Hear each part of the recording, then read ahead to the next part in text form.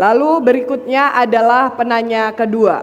Tapi jika memang masih ada sesuatu yang harus diklarifikasi, penanya awal akan diberikan kesempatan selama 2 menit, ya, dan tanggapan paslon kembali 2 menit.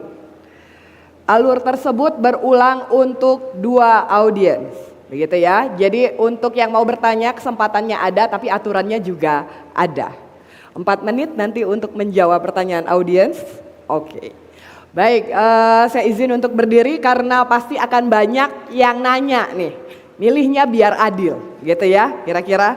Oh belum boleh, ya. Saya bilang angkat tangan baru angkat tangan, belum. Baik, panitia siap ya, kita lihat dulu berapa penanya yang akan bertanya pada sesi ini. Dipersilahkan angkat tangan. Wah. Banyak banget ya. Baik, dari teman-teman mahasiswa deh. Dari teman-teman mahasiswa. Saya wing sebelah sini dulu. Tengah, ya. Yang tengah depan.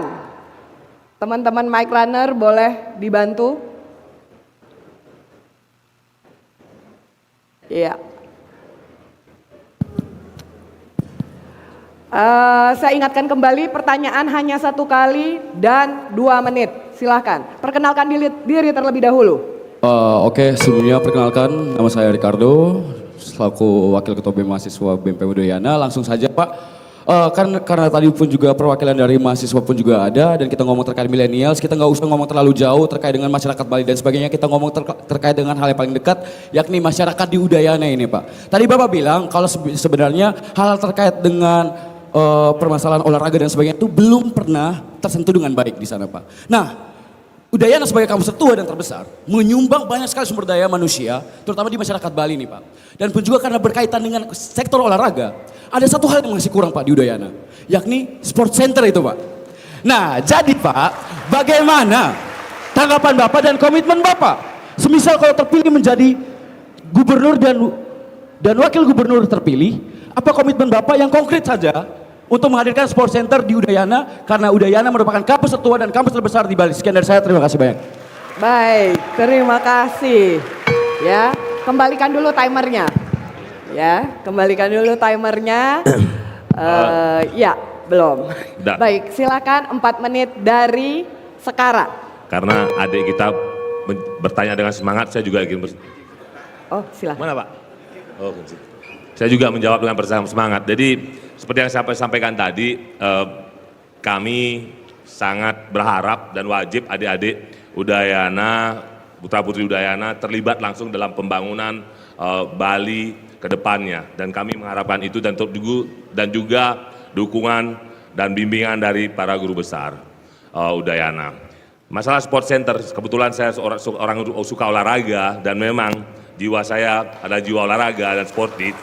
Jadi sport center di Udayana itu kami berkomitmen, begitu kami diberikan mandat, itu menjadi program prioritas kami ya.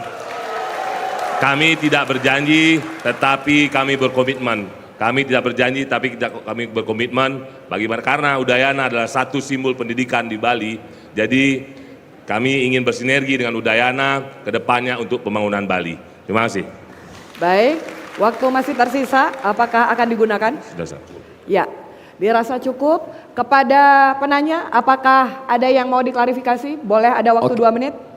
Oke, terima kasih Pak calon gubernur nomor urut 1. Jadi teman-teman, kita sudah bisa mendengar bahwasanya calon nomor urut 1 berkomitmen.